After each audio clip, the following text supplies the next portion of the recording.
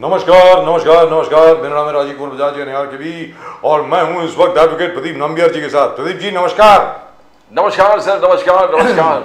और प्रदीप जी और मैं, हम दोनों हैं कहां पर? नेशन नाउ पर। और नेशन नाउ कहां है? हमेशा हमेशा आपके साथ, as always with you.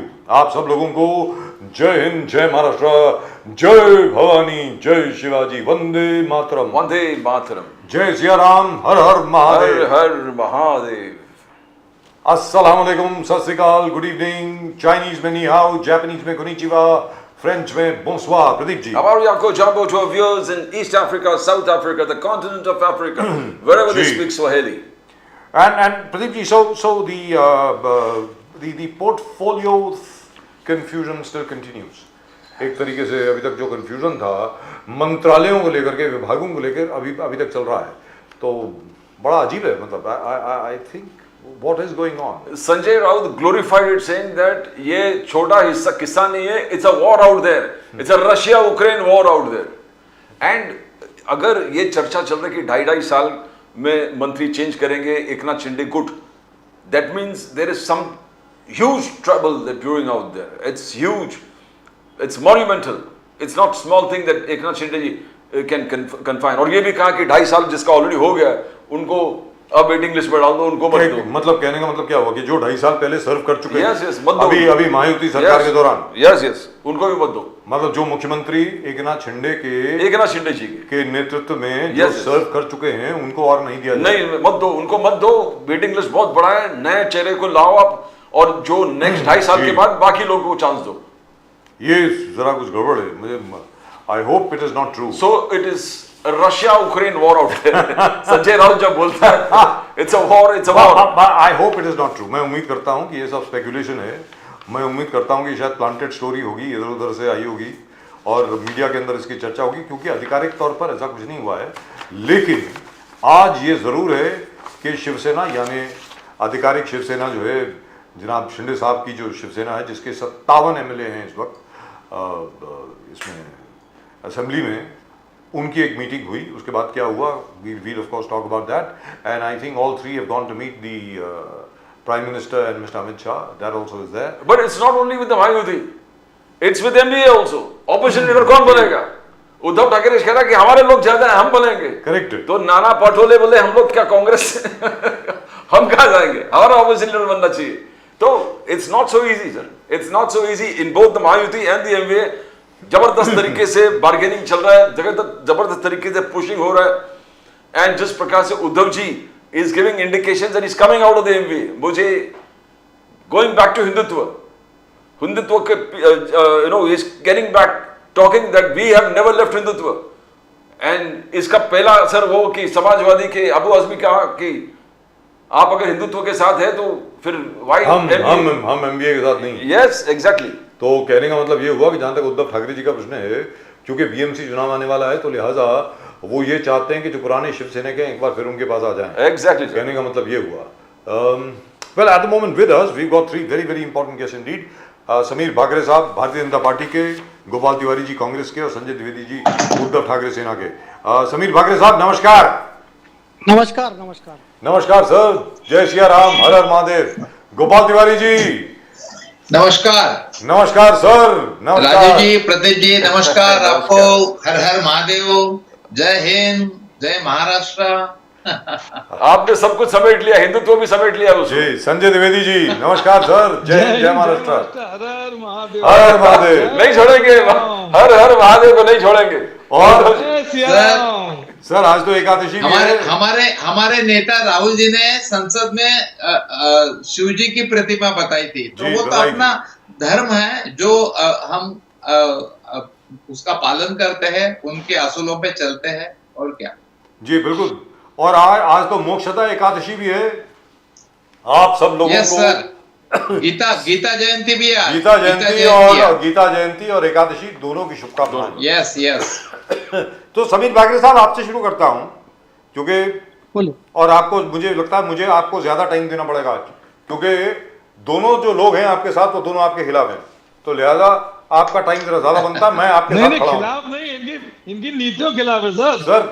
Sir वही सर इनके खिलाफ नहीं है, लेकिन क्योंकि समीर बागरे इनकी जो जी, विचारधारा देश बेचने की है, उसके खिलाफ है हम लोग। लेकिन समीर बागरे जी बाटा ग्रुप को यही क्योंकि पता इस नहीं वक्त हमारे उनकी शो में है, विचारधारा मुझे क्या है। उनके साथ खड़ा होना अरे पड़ेगा। बाटा ग्रुप समीर को बागरे पता जी, है।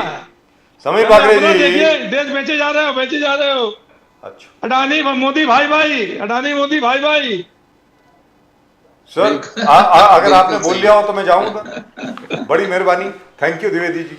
समीर बागरे साहब, हर एक की जबान पर एक ही सवाल है कि भाई सरकार अपना काम जरा जल्दी शुरू करे, मंत्रालय बांटे जाएं, विभाग डिस्ट्रीब्यूशन की जाए, फटाफट सब काम शुरू हो जाए। क्योंकि मुझे मालूम है कि देवेंद्र फडणवीस जी को मैं बहुत अच्छी तरह जानता हूं, सबसे ज्यादा इम्पेशेंट वो होंगे कि भाई जल्द से जल्द काम शुरू किया जाए। तो सर ये डिले के पीछे, देरी के पीछे क्या वजह क्या है, आप जरा समझा दें सर, समीर बागरे साहब। देखिए, मैं तो हैरान हूं कि हर बार, पहले तो आप बोले कि मुख्यमंत्री की इसमें शपथ विधि में देरी हो रहा है, वो 10-11 दिन का जो समय था वो पहले की सरकारों से पहले कम से कम समय में हुआ।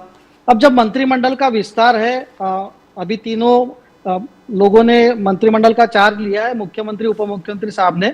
और कैसा है देखिए, महायुति की सरकार है, तीनों पार्टियों का विचार विमर्श है, तो मुझे ऐसा लगता नहीं है कि ऐसा कोई देरी हो रही है। आज हमारे तीनों नेता दिल्ली में है, हमारे वरिष्ठ भाजपा के नेतृत्व से चर्चा होगी और पूरे समन्वय के साथ और पूरी महाराष्ट्र के हर प्रदेश को, हर समाज के हर घटक को पूरा रिप्रेजेंटेशन देते हुए ये सब किया जाने वाला है। और देवेंद्र जी ने तो आपको उस दिन भी बोला था कि इकोनॉमी जो है महाराष्ट्र की, हम $1 ट्रिलियन की तरफ लेके जाने वाले हैं। दूसरी बात ऐसा है कि पूरे डिपार्टमेंट को जो 100 डेज का जो एजेंडा है, जैसे आपको पता है कि KRAs रहते हैं, की एरियाज जो रहते हैं हर डिपार्टमेंट का, ये आइडेंटिफिकेशन चालू हो गया है, ब्यूरोक्रेट्स है, उनकी पूरी व्यवस्था उसमें लगी है। तो मुझे ऐसा कुछ भी नहीं लगता कि आप जो, मतलब मेरा ऐसा कहना है कि अटकलें या जो चर्चा हो रही है कि देर हो रही है, 2 या 3 दिन के पहले मतलब ये चीजें हुई, अभी 2 दिन में आपको दिख जाएगा, क्योंकि अभी नागपुर में अब हमारा अधिवेशन होने वाला है, उसके पहले सब मंत्रिमंडल का गठन हो जाएगा और आपके सामने सब नाम आ जाएंगे। और दूसरी चीज मुझे आपको बधाई देनी पड़ेगी समीर बागरे साहब, ठीक है, आप चुनाव जीते हैं उसकी तो बधाई हर जगह से मिली होगी आपको। उसके अलावा देवेंद्र फडणवीस जी ने क्या किया है, 2 कमेटी बनाई है, 2 समितियां बनाई हैं, मॉनिटरिंग कमिटीज बनाई हैं 2, एक वेलफेयर स्कीम्स के लिए और दूसरी इंफ्रास्ट्रक्चर के लिए, कि ये दोनों मॉनिटर करेंगी कि इंफ्रास्ट्रक्चर कहां तक पहुंचा है, कहां पे डिले हो रहा है, कहां पर तकलीफ है। ये पहली बार हुआ है, आज तक कभी नहीं हुआ। दूसरा, जो वेलफेयर स्कीम्स हैं, सारी वेलफेयर स्कीम्स, सिर्फ लाडकी बहन योजना ही नहीं, सभी, जिसमें हाउसिंग भी आता है, हेल्थ भी आता है, इरिगेशन भी आता है, पावर भी आता है, सब कुछ आता है, उसमें कितनी प्रोग्रेस हुई है और कहां पर रोड ब्लॉक्स हैं। That is a brilliant scheme. Bagre sahab, आपको बहुत बहुत बधाई कि असल में इस सरकार ने ये किया है। Bagre sahab, you know one thing that is, Sharad Pawar ji कह रहा कि जयप्रकाश नारायण जैसे एक रेवोल्यूशन मरकड़वाड़ी से निकलेगा। नाना पाटोले जी ने कहा कि रेवोल्यूशन मरकड़वाड़ी से आ जाएगा, पूरे देश में एक जबरदस्त हलचल होने वाला है। भारत जोड़ो फॉर बैलेट पेपर, ये आंदोलन राहुल गांधी जी भी शुरू करेंगे। तो सब जगह से क्या ये सच्चाई है अभी इसमें कि मरकड़वाड़ी से एक जबरदस्त रेवोल्यूशन पैदा होगा? शरद पवार साहब कह रहे जयप्रकाश नारायण जैसे एक मूवमेंट यहां से उभरने वाले हैं। बागरे साहब, देखिए, मुझे तो मतलब बहुत आश्चर्य होता है, शरद पवार जैसे सीनियर नेता है और आज आपको जो मैं बोल रहा था कि संविधान के ऊपर कोई, ये इंडिया अलायंस के जो लोग हैं इनको कोई विश्वास नहीं है।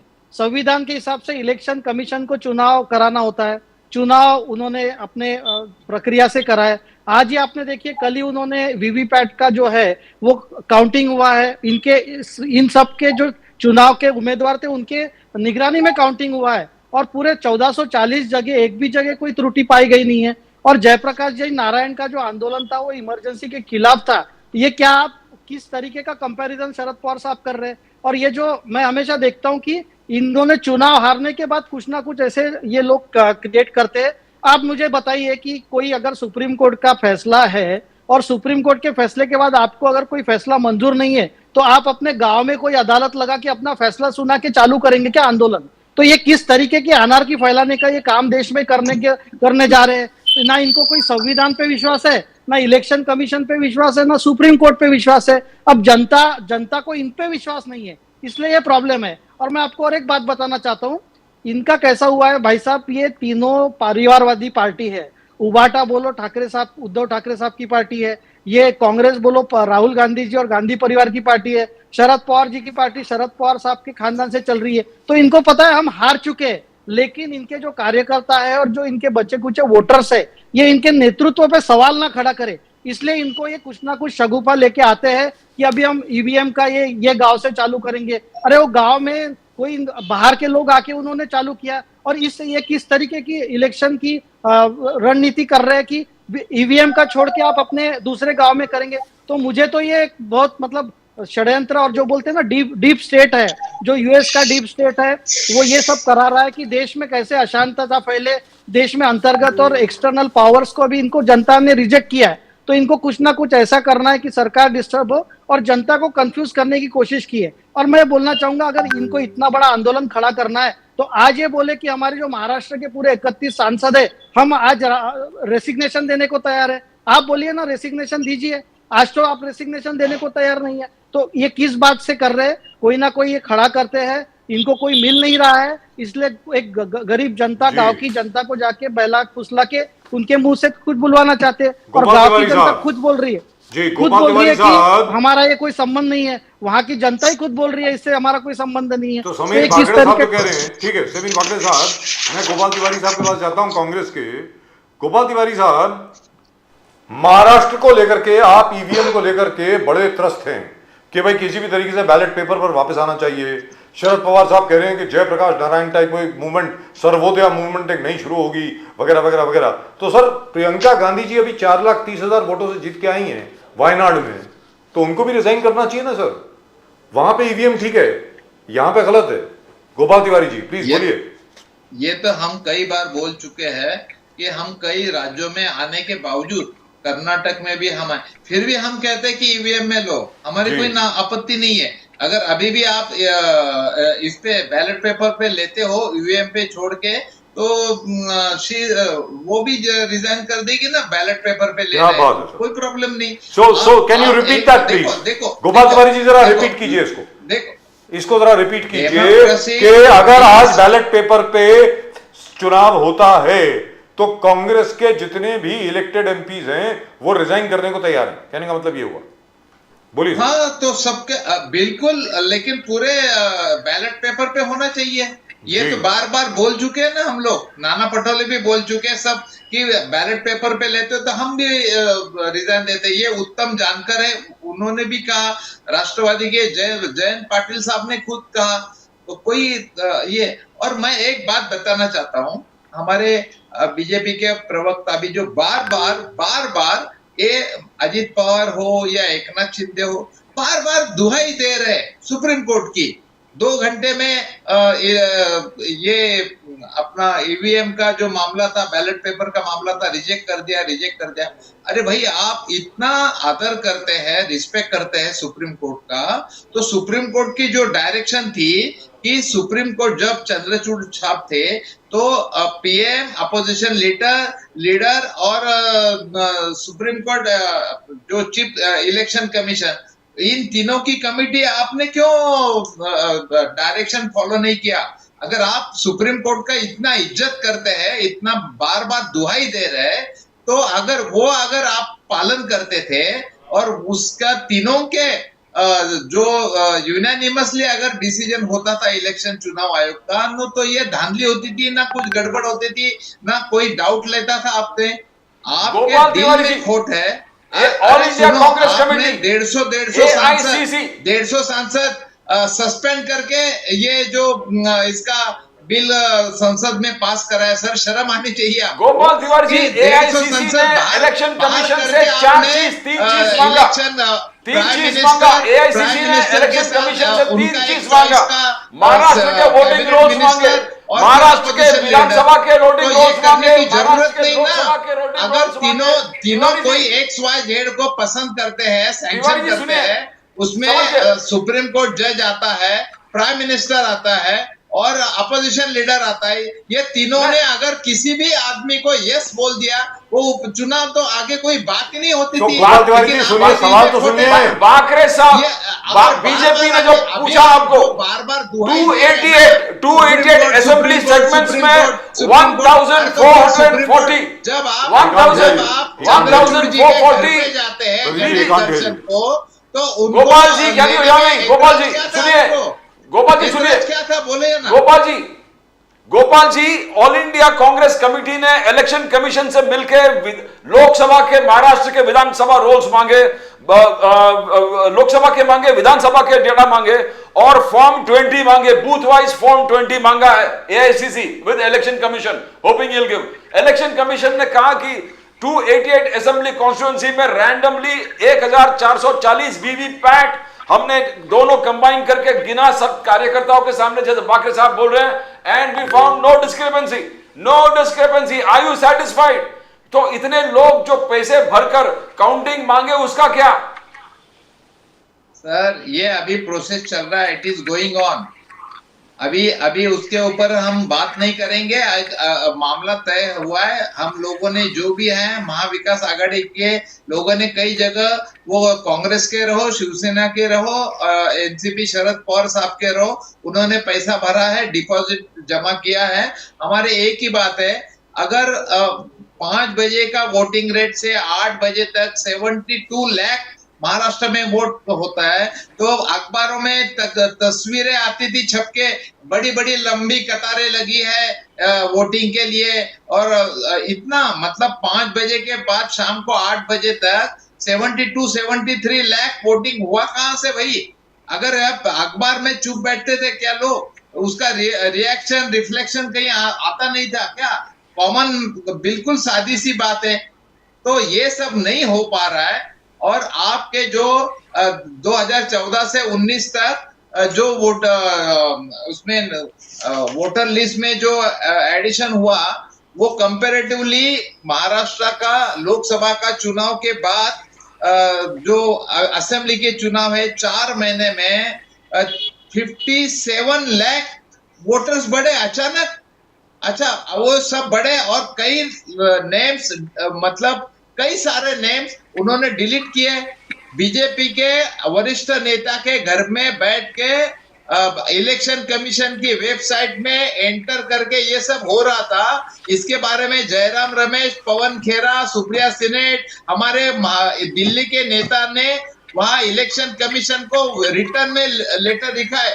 रिटर्न में अभी इलेक्शन कमीशन अगर आप बंद करके सुनना ही नहीं चाहता है, तो फिर सुप्रीम कोर्ट में जाना पड़ेगा, वो एक्सरसाइज करना पड़ेगा। अगर आप बार बार दुहाई दे रहे हैं सुप्रीम कोर्ट की, आप सुप्रीम कोर्ट में गए हुए हैं, सुप्रीम कोर्ट ने आपकी बात को नकारा है। ये कितने बार आप सुप्रीम कोर्ट में गए हैं? आप सुप्रीम कोर्ट में जाइए, डेमोक्रेसी में आपका स्वागत है। फिर से आपको सुप्रीम कोर्ट से क्या नतीजा आता है देखिए। वो तो करना पड़ेगा। और दूसरा देखिए, that procedure it is being done. अभी वो हो रहा है। It was already done earlier. होने दोनों। It was already done earlier. Now you are again trying to No, play the same नहीं cassette again and again. अभी नहीं हुआ है। हमारे लोग अभी यहाँ के पुणे के लोग वहां बैठे हैं, वहां पे जहाँ पे कैंडिडेट है। अरे 50 जहाँ पे देखो, इतनी आश्चर्य की बात है, अगर बदलापुर में घटना, एक छोटी सी बच्ची पे अत्याचार होते हैं, तो आप महाराष्ट्र बंद तक नहीं करने देते।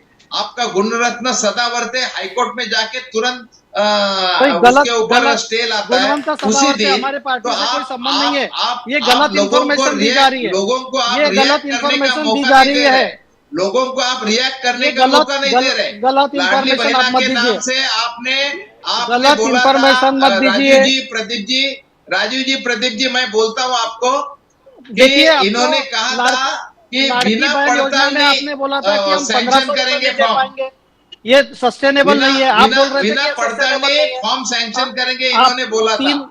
3,000 रुपए आप देने को बोल रहे थे। हेडलाइन जनता ने आप पे विश्वास नहीं किया ना। उसमें और आज 2.25 करोड़ लाडली बहनों को इन्होंने कमीशन, ये स्कीम का फायदा दिया था। और अभी बोलते हैं उसमें से 20% लोगों को दे रहा है। जनता ने आपको रिजेक्ट किया हुआ है। आप महिलाओं की लिस्ट बना रहे हैं। तो इसका मतलब क्या है? आप आत्मचिंतन कीजिए ना। धांधली बता रही है ना, तो आप क्या इसका ये कर रहे हैं? द्विवेदी जी, ये let's go to मामला हो जाएगा। जी। और देखिए, I hope you go to the Supreme Court sir. और आपकी बात आ गई कि कि लाड़की बहन योजना में कोई भी चेंज हुआ नहीं है और उसके नहीं सभी होगा। कंडीशन वैसे के वैसे है। वे जनता के बीच में भ्रम फैलाने की कोशिश कर रहे हैं। मिस्टर दिसंबर में फडणवीस इंस्टॉलमेंट क्यों नहीं दिया अभी तक? गोपाल तिवारी जी, एक सेकंड। इंस्टॉलमेंट दिया क्यों नहीं? गोपाल तिवारी जी, अरे ना, लाडली आप बहना अपना का देखिए। दिसंबर का हफ्ता क्यों नहीं दिया आपने? सर आप वो अपना देखिए ना, जनवरी में कर्नाटक जाएगा, और हिमाचल में आप कुछ नहीं कर पा वो रहे। जनवरी में जाएगा।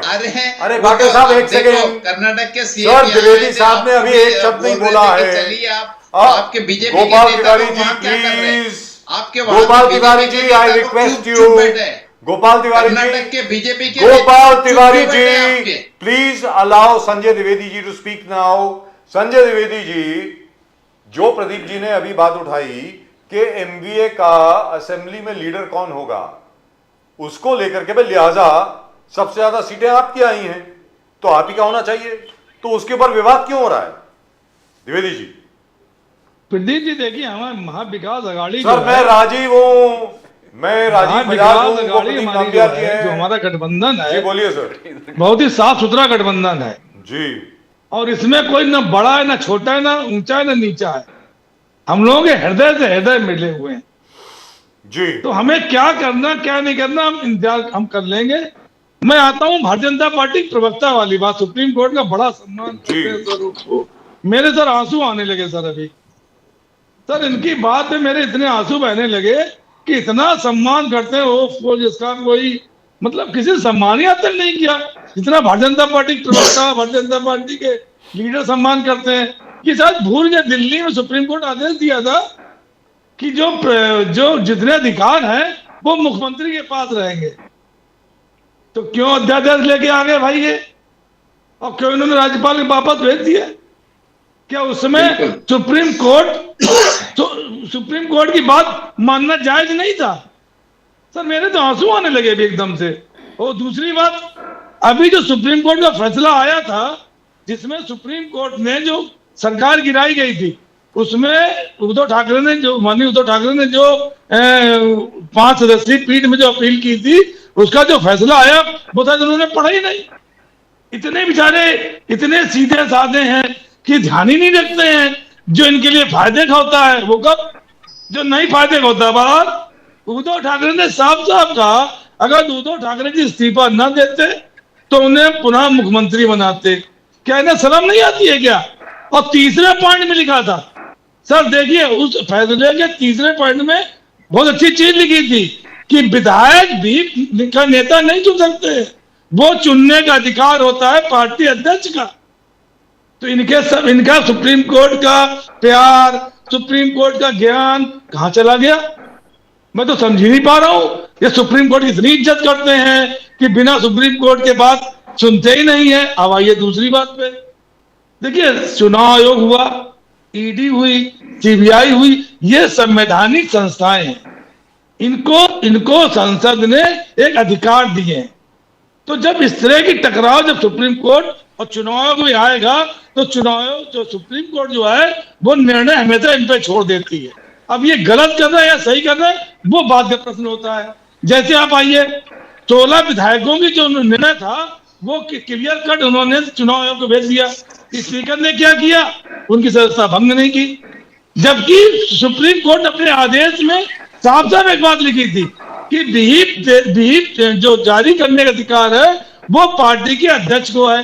पार्टी के अध्यक्ष में उद्धव ठाकरे थे, तो शिंदे जी कहां बीच में आ गए? लेकिन सब घाल मेल करके, गुड़ गोबर करके, घिला पिला के, निचोड़ विचोड़ के, और उन्होंने क्या किया, किनारे कर दिया। अब आइए दूसरी बात पे सर, मैं उद्धव जी को सैल्यूट करता हूं सर, निश्चित जो हमारे शिव सैनिक हैं उद्धव जी को सलाम करेंगे। उन्होंने सर गुलामी स्वीकार नहीं की, बस सर गुलामी स्वीकार नहीं की, उनका कोई बात नहीं। हम शिव सैनिक है, लड़ेंगे, मरेंगे, कटेंगे, बटेंगे, खड़े होंगे, फिर आगे बढ़ेंगे, लेकिन गुलामी स्वीकार नहीं की सर। आज गुलामों का हालत आप देख रहे हैं। द्विवेदी जी, आज गुलाम बेचारा जो है गुलामी कर रहा है, वहां पे मुख्यमंत्री बन गया, गुलाम मुख्यमंत्री बन गया। बताइए आप, गद्दार मुख्यमंत्री बन गया। क्यों? उसको सिर्फ दिखाई पड़ रही सत्ता, और जिसको सत्ता नहीं दिखाई पड़ती है सर वो उद्धव ठाकरे के शिव सैनिक होते हैं। वो सत्ता को लात मार सकते हैं। आपको रणधीर सावरकर जी 80% समाज सेवा और 20% राजनीति जो विश्वास करता है वो उद्धव ठाकरे जी के साथ है। रणधीर सावरकर जी जो एमएलए है बीजेपी से, उन्होंने कहा कि उद्धव बाला साहब ठाकरे जी उद्धव सेना का अध्यक्ष नहीं है, टीपू सेना का अध्यक्ष होना चाहिए, टीपू सुल्तान का सेना का अध्यक्ष होना चाहिए। बिकॉज सावरकर का जो मूर्ति वहां से हटा रहा था कर्नाटक असेंबली में, उद्धव बाला साहब ठाकरे जी ओ तक उफ तक नहीं किए। सावरकर जी हिंदुत्व का एक नहीं, हिंदू सुनिए सर, तो आप उदय जी आप उनका कहना है, रणधीर सावरकर जी का कहना है कि उद्धव जी टीपू सेना का अध्यक्ष होना चाहिए, टीपू सेना। अरे सर, रणधीर शिवसेना वो क्या कह रहे हैं क्या नहीं कह रहे, बीजेपी क्या कह रही, बीजेपी कह रहे हिंदू तो छोड़ दिया था, हमने अपने खून का डीएनए बदल दिया, अब हम हिंदू ही नहीं रहे। अरे क्या सब चीजें हैं, हिंदुत्व में दोबारा वापस आ रहे हैं, हिंदुत्व की बात करने लगे हैं। अरे भैया 6 दिसंबर को हम सभी शिव सैनिक ढांचा गिरने का हम लोग हमेशा मनाते थे, जो ढांचा गिरा है उसकी हमेशा हम लोगों ने चाहे कहीं पूरे भारतवर्ष में उसका हम लोग जश्न मनाया और हमेशा मनाते रहे। तो किसी ने क्या देखा नहीं सर, जब उद्धव ठाकरे जब मुख्यमंत्री बने तो उनकी कैबिनेट जो है भगवान श्री राम का दर्शन करने गई थी, क्या किसी ने देखा नहीं? 1 करोड़ चंदा दिया था, किसी ने देखा नहीं क्या? लेकिन जबरदस्ती साहब हम हिंदुत्ववादी हैं, हम हिंदुत्व मेरे अंदर घुसा हुआ है, हमारे अलावा कोई हिंदुत्ववादी नहीं है, ये सब ढकोसले वाली बातें। सावरकर पे भारतीय जनता पार्टी के जो सावरकर पे कुछ बोले नहीं। यहाँ पर जब उद्धव जी बोले थे, राहुल जी को बोले थे, राहुल जी सुनिए, सावरकर हमारा आराध्य देव है, आप इंसल्ट नहीं सुनेंगे। मैं बोल रहा हूँ जिस दिन केंद्र में शिवसेना की सरकार बनेगी, प्रदीप जी हाँ बोलिए, सुन लिए, जिस दिन शिवसेना की केंद्र सरकार में सरकार बनेगी हम वीर सावरकर को भारत रत्न देंगे। जिस दिन केंद्र में शिवसेना की हमारा प्रधानमंत्री बन गया जिस दिन, उस दिन वीर सावरकर को ये तो देंगे नहीं, भारत रत्न दिशा भी नहीं दे पाएंगे सर। ये सिर्फ क्या करते हैं, चाहे श्री राम मंदिर हो चाहे कोई चीज हो, ये तो सिर्फ उसका फायदा उठाने के लिए चंदा वसूली करेंगे, उसका नाम लेंगे, लेकिन हम ऐसा नहीं करते हैं। जिस दिन सरकार बनी शिवसेना की, हम भारत रत्न माननीय वीर सावरकर को देंगे। और चूंकि क्यों देंगे, हमें तो हर उस भारतीय भारत रत्न देना चाहिए जिन्होंने इस महान लड़ाई को लड़ा था और वीर गति को प्राप्त हुए थे, वो सब हमारे लिए पूजनीय है, उनकी हम नहीं करते, पूरा देश इज्जत करता। क्या इंदिरा गांधी ने इज्जत नहीं की थी? राहुल गांधी इंदिरा गांधी की इज्जत नहीं करती थी? देखिए मैं जवाब देना चाहूंगा अभी इन लोगों को। बोलिए। जी बाकरे साहब अब आप बोले। देखिए मेरे को तो मतलब उबाटा के जो हमारे मित्र है प्रवक्ता, उनकी बातों में मतलब क्या बोलूं, वो बाला साहब ने जो बोला था कि जिस दिन शिवसेना कांग्रेस का दामन थामेगी मैं अपनी शिवसेना की दुकान बंद कर दूंगा। अब ये बाजू में बैठ के इनके साथ सरकार चला रहे हैं। राहुल गांधी बार बार बोल रहे हैं मैं सावरकर का अपमान करता हूं, मैं ऐसा बोलता हूं, इनको कोई उसमें ये नहीं है। कांग्रेस की सरकार ने सावरकर का पोर्ट्रेट हटा, ये कुछ बोल नहीं पा रहे। सत्ता की लालच में इन्होंने अपना हिंदुत्व नहीं, अपनी राजनीति भी पूरी छोड़ दी। देखिए गठबंधन कर लिया, मायावती ने गठबंधन कर लिया, डीएनए टेस्ट नीतीश कुमार करा रहे थे, फिर उनके साथ आ गए। अरे आपने क्या क्या खोया भैया? आज अडानी मोदी भाई अडानी मोदी भाई पूरा देश बेच रहे हो, पूरा देश बेच रहे हो। और अपने देखिए इनके ऊपर आए तो कैसा? ने आपको please allow me to complete नहीं किया।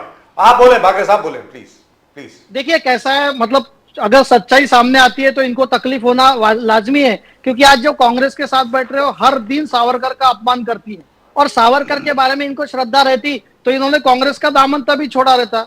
2019 में इन्होंने कांग्रेस का दामन इसीलिए थामा कि इनको सत्ता का मजा लेना था। दूसरी बात, ये सुप्रीम कोर्ट की दुहाई दे रहे, सुप्रीम कोर्ट ने इतने ऑब्जर्वेशन दिए, तो अगर आपको इतना कायदे का ज्ञान था तो आपके उद्धव ठाकरे ने रिजाइन क्यों किया?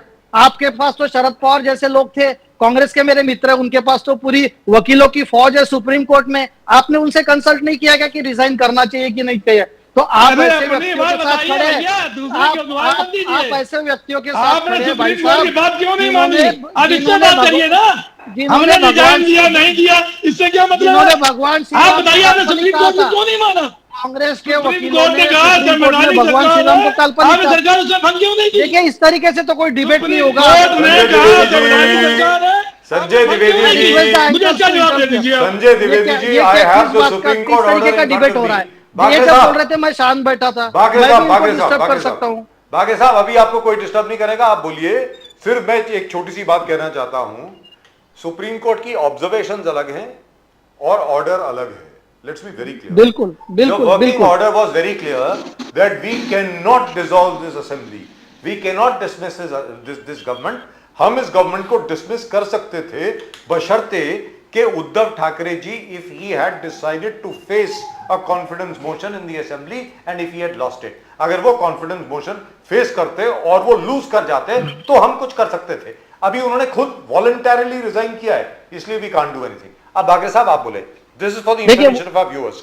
जी बोलिए बागे साहब। He resigned voluntarily because he knew that he has lost the confidence That's right. of the assembly. Whatever. That's why he resigned. बोलिए So सर। आप देखिए अभी मतलब जो भी संवैधानिक संस्थाओं का जो इनके ऊपर विश्वास है, आज जब भी शरद पवार साहब के लिए आपने बोला कि एक गांव से कोई आंदोलन शुरू होगा, मुझे बताइए जो पार्टी इमरजेंसी लगाती है और जो पार्टी का कोई संविधान में विश्वास नहीं है, ऐसे पार्टी के साथ ये बाकी लोग खड़े हैं और ये रोज संसद को मतलब कामकाज नहीं करने दे रहे, क्योंकि इनके जॉर्ज सोरोस के रिश्ते और गांधी परिवार के रिश्ते भाजपा ने पूरे एक्सपोज किए। तो ये नहीं चाहते कि पूरे भारतवर्ष की जनता को ये सामने आए कि ये जॉर्ज सोरोस कैसे। देखिए आप जो बोलते हैं ना डीप स्टेट, ये डीप स्टेट काम करता है। बांग्लादेश में क्या हुआ, एक चुनी हुई सरकार को आपने गिराया, एक कोई आंदोलन खड़ा करके पैसे का लालच देके और एक धर्म के नाम पे किसी समुदाय को भड़का के, और आज ऐसा हो रहा है कि वहां हिंदुओं का कत्लेआम हो रहा है। वो ये तरीके से जॉर्ज सोरोस काम करता है। यही तो चाहते हैं कि बाकी जो इंडिया में डिस्टेबलाइज हो। देखिए 11 नंबर से 5वें नंबर पे अर्थव्यवस्था ही है, पूरे जगह इंफ्रास्ट्रक्चर की ग्रोथ हो रही है, गरीब का कल्याण हो रहा है, मध्यम वर्ग का कल्याण हो रहा है, महिलाओं का कल्याण हो रहा है। ये इनसे देखा नहीं जा रहा क्योंकि जनता इनको बार बार रिजेक्ट कर रही है। राहुल गांधी जी के नेतृत्व में करीब 90 चुनाव हार चुके हैं, तो ये हार नहीं पचा पा रहे। बाकरे साहब, ये सब हाँ जी बाकरे साहब, यहाँ पर एक छोटा सा टेक्निकल सवाल है, आपसे पूछा। हाँ जी। सत्ता आपकी है सर, सेंटर में you are in power. Dwivedi ji मैं आपके पास आऊंगा, डोंट वरी, मुझे मालूम है आप क्या पूछना चाह रहे हैं, मुझे मालूम है। बाकरे साहब, सरकार आपकी है, प्रधानमंत्री जी आपके हैं, हमारे भी हैं, आपके हैं, यानी आपकी सरकार है। अगर जॉर्ज सोरोस और कोई राष्ट्र विरोधी ताकतों के साथ आपको किसी भी पॉलिटिकल पार्टी के सुराग मिल गए हैं तो उनको अरेस्ट कीजिए sir. What is preventing you? You are in power sir. अगर राहुल गांधी जी जॉर्ज सोरोस के साथ के लिए काम कर रहे हैं, put him in jail. Why don't you go to court, file an FIR? बोलिए। देखिए बाकरे साहब आप बोलिए। पिछले 10 सालों में जो एफसीआरए में डोनेशंस आते थे, अलग अलग संस्थाओं को दूसरे नाम से जो डोनेशंस आते हैं, इस पे सरकार ने अपना नकल कसी है। आप देखिए कि कितने जगह पहले डिस्टर्बेंस होती थी, आज वो डिस्टर्बेंस नहीं कर पा रहे। आज राहुल गांधी जी यूएस में जाते हैं, बोलते हैं कि हमारा देश में संविधान खतरे में। आप आज बीजेपी ने ट्विटर हैंडल पर आप देखिए, बीजेपी ने एक वीडियो रिलीज किया है, एग्जैक्टली जो जॉर्ज सोरोस के शब्द है वही राहुल गांधी के शब्द है, मतलब वर्ड टू वर्ड है। मैं तो बोलता मतलब नकल में भी अकल नहीं लगाते लोग। एग्जैक्टली वर्ड टू वर्ड इन्होंने बोला है। कांग्रेस ने जयशंकर के लड़के का प्रूफ दे दिया है। कांग्रेस ने जयशंकर का लड़के का प्रूफ दिया है, उनका रिश्ता है जॉर्ज सोरोस से। कांग्रेस ने जयशंकर का लड़के का प्रूफ दिया और आगे जाके उन्होंने कहा तमिलनाडु गवर्नर आर.एन. रवि का डॉटर शमिका जो है, she has got an association with George Soros. That's right. So why are you not acting? आप सिर्फ देखिए they are trying to bring connections which are not there because they have been cornered. They have been conclusively cornered on this issue that there is a direct relation between Gandhi family and Soros family. It has been established. Now today's exposition is also come that B.K. Nehru's wife was also connected to George Soros. So एक तो clear है ना, इसमें कहाँ confusion है। और George, देखिए मेरा ऐसा कहना है कि जॉर्ज राहुल गांधी और परिवार किससे रिश्ते रखे उनका पर्सनल चॉइस है, लेकिन आप जॉर्ज सोरोस के स्टेटमेंट तो देखिए। एक चुनी हुई सरकार है नरेंद्र मोदी जी, आप अपने देश के प्रधानमंत्री है, मेरे भी है, कांग्रेस पार्टी के भी है, उबाटा भी के, आप सबके, उनके बारे में उनके क्या शब्द हैं? वो चाहते हैं कि देश में अनार्की फैले, वो चाहते हैं देश में कोई रिवॉल्यूशन खड़ा हो, है ना? ये क्या जो डेमोक्रेसी है, सबसे बड़ी डेमोक्रेसी दुनिया में, इस पे इनका विश्वास नहीं है। ये चाहते कोई रिवॉल्यूशन खड़ा हो, जो कि रिवॉल्यूशन एक एंटी नेशनल टाइप का रिवॉल्यूशन खड़ा करे। ये किस तरीके का नक्सलवाद, अर्बन नक्सलवाद कराना चाहता है जॉर्ज सोरोस, ये तो सबके सामने है। हर जगह कुछ ना कुछ कोशिश होती है और नरेंद्र मोदी जी के नेतृत्व में ये कोशिश हमेशा नाकाम रही है। देखिए, इनका फ्रस्ट्रेशन दिनों दिन बढ़ते जा रहा है। आप इनके नेताओं के स्टेटमेंट देखिए, कोई मास्क पहन के आ रहा है, कोई कैप पहन के आ रहा है। अरे भाई, आप सांसद हो, आप क्या कर रहे हो? आप वहां कानून बनाने के लिए गए, आप नौटंकी टाइप का वहां पर बर्ताव कर रहे हो। आप देश के सामने क्या उदाहरण देना चाह रहे So हैं? let's ask the Congress spokesperson, Bakre Sahab. Let's ask the Congress spokesperson about George Soros. Sir, Gopal Tiwari जी, हाँ, ये बार बार बात सामने आती है कि कोई महाजन साहब भी हैं, some gentleman is there, his name is Mr. महाजन, उनकी तस्वीर आई है राहुल गांधी के साथ। ये कहा जा रहा है कि वो जॉर्ज सोरोस के एजेंट हैं, राहुल गांधी के पीछे जो आदमी हैं वो यही हैं, सैम पेट्रोडा साहब जो हैं वो भी जॉर्ज सोरोस के साथ हैं। सर, ये आप मत दिखाइए ना, मैं आपसे सवाल पूछ रहा हूँ, तो सवाल का जवाब दें पहले। मैं सवाल खत्म कर लूँ सर, अगर आपकी इजाजत हो तो। हाँ, बोलिए। तो मेरा ये कहना है कि sir, do you think there is any evidence to that effect that George Soros is guiding the Congress? कोई है एविडेंस? सर, जॉर्ज सोरोस के बारे में कल हमारी सुप्रिया सीनेट ने दिल्ली में clear cut with document with proof press conference लेके बोला था जी। ये जो फ्लॉट है और ये जो जॉर्ज सोरोस के कनेक्शन है, जहां ये गवर्नमेंट उनको पैसा दे रही है, और नॉनसेंस। और 10 साल आपके पास अगर इतनी सब जो आपके पास सीबीआई है, ईडी है, तो आप 10 साल चुप क्यों बैठे हैं? आपको किसने रोका है एक्शन लेने के लिए? It's a ridiculous. सिर्फ मुद्दा हटाने के लिए, अडानी का मुद्दा हटाने के लिए कुछ मतलब बकवास और कुछ नहीं है इसमें। अरे, आपके जो इंडिया फ्लोट और जो वहां संस्था है उसमें आपका फंडिंग जा रहा है, आपके नेता लोग उसमें हिंदुजा फैमिली के कुछ लोग और मोदी जी के साथ में फोटोग्राफ उन्होंने बताया कल। ये बार बार क्या बता रही है? जॉर्ज सोरोस के बारे में आपको रोका किसने? फिर आपके पास ही इन्वेस्टिंग एजेंसी तो आपके पास है ना। अगर कोई देश की बदनामी कर रहा है, कोई संस्था अमेरिका में, तो आप क्यों चुपचाप बैठे हो? 10 साल आपने क्यों बिगाड़ दिए? आपको किसने रोका था? बल्कि कांग्रेस की लीडरशिप गोपाल जी सोनिया गांधी जी पे आरोप लगा रहे हैं। अडानी का मामला जो है वो देश की बदनामी अडानी की वजह से हो रही थी। सर, शर्म आनी चाहिए इनको। एक जमाना था 1950 में, जब पंडित नेहरू जी प्राइम मिनिस्टर थे, उनके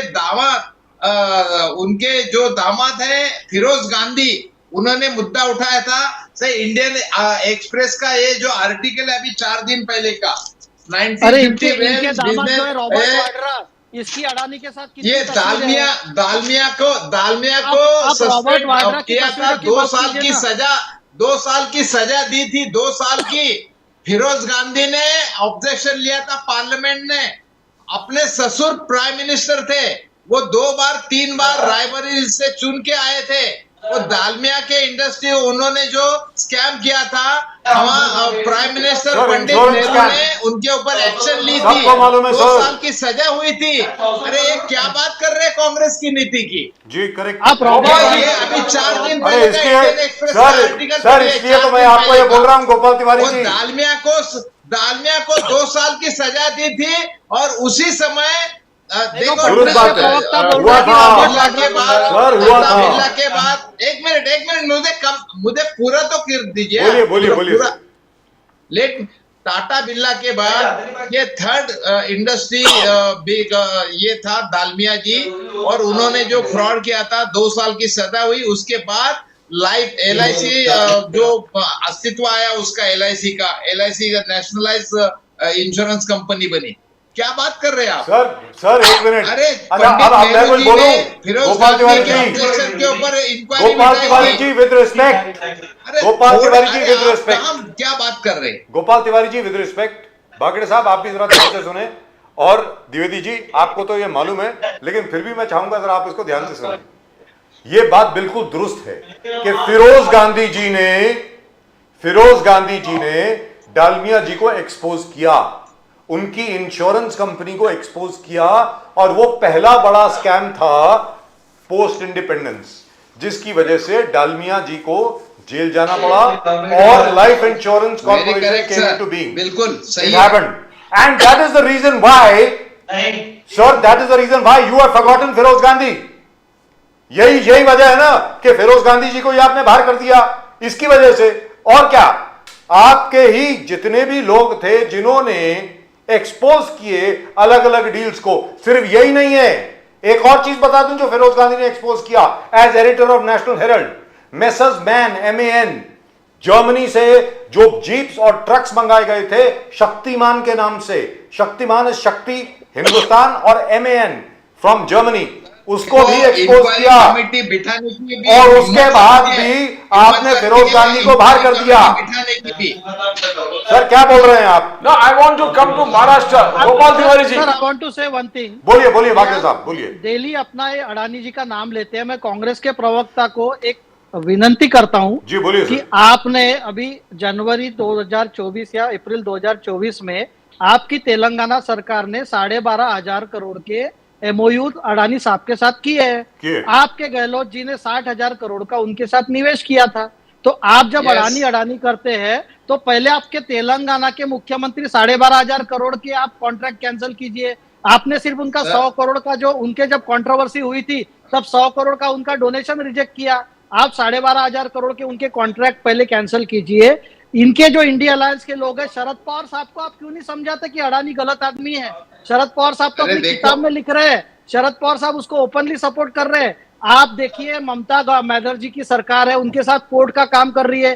केरला में आपके जो साथी है लेफ्ट की गवर्नमेंट, वो उनके पोर्ट का साथ कर रही है। तो ये किस तरीके की राजनीति है, ये जनता को सब समझता है। ये कथनी और करनी में जो फर्क है, इधर अडानी बोलना क्योंकि आप नहीं चाहते वक्फ का कानून का संसद में आए, जॉर्ज सोरोस की चर्चा हो, इसलिए आप ये डाइवर्ट करना चाह रहे हैं अडानी के ऊपर। और ये अडानी का जो आपका कैसेट है ना, ये अब लोग बोर हो चुके हैं। भाई साहब नया लेके आइए, कुछ नया लेके आइए। जनता अब आपको रिजेक्ट कर चुकी है। अडानी का आपका मैं चैलेंज देता हूं, तेलंगाना सरकार पहले 12,500 करोड़ का उनका MOU कैंसिल करे, फिर कांग्रेस का कोई भी प्रवक्ता उसके बारे में बात करे। ये किस तरीके की डुप्लिसिटी है कि एक तरफ आप उनके बगल में बैठ के कॉन्ट्रैक्ट्स कर रहे हैं और करोड़ों रुपए ये कर रहे हैं, और दूसरी तरफ आप अडानी को गाली दे रहे हैं। ये किस तरीके की आप डबल राजनीति कर रहे हैं? मुझे तो समझ में नहीं आ रहा। बागड़े साहब आप कर्नाटक का सोलर फार्म भूल मैं गए। बात करता हूँ, राजीव जी, प्रदीप जी। बोलिए सर बोलिए।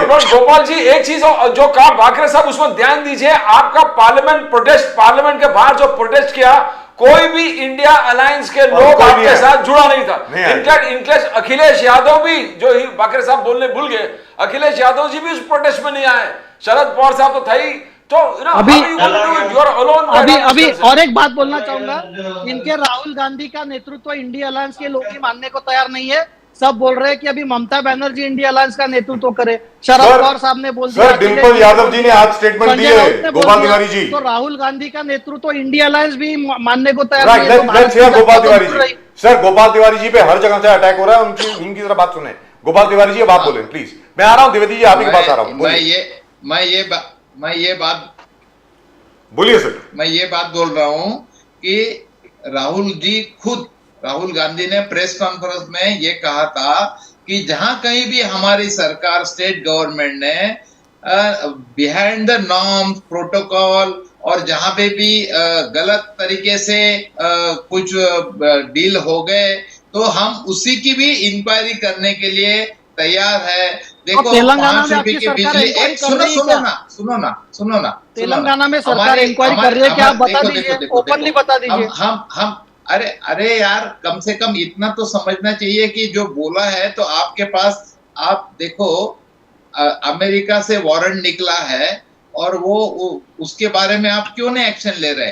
अरे आप जो वारंट इसी निकला है, 5 राज्यों में, आपकी जब अरे सरकार 5 थी, राज्यों में उसी की 5 रिश्वत की राज्यों बात में किया जा रही ब्राइब है, देके उसी की 5 रिश्वत की राज्यों बात में की जा रही ब्राइब है। देके 5 राज्यों में ब्राइब देके रिश्वत देके बिजली ले सब रहे हैं। अपोजिशन की तो सरकार थी, जहां आपका सब राज्य अपोजिशन है, की सरकार जहां थी। गुजरात है, कुछ राज्यों में गुजरात का नाम आपकी नहीं जो है, आप गलत गवर्नमेंट बता है रहे हैं। वो 10 रुपए गुजरात की का नाम चीज नहीं है 25 आपका, आप रुपए गलत में बता रहे हैं। लेंगे और अडानी को अमीर बनाएंगे, और हम 10 रुपए की चीज हमारे गवर्नमेंट में, वो तेलंगाना रहो, 10 रुपए की चीज 10 रुपए में ही ले रहे हैं।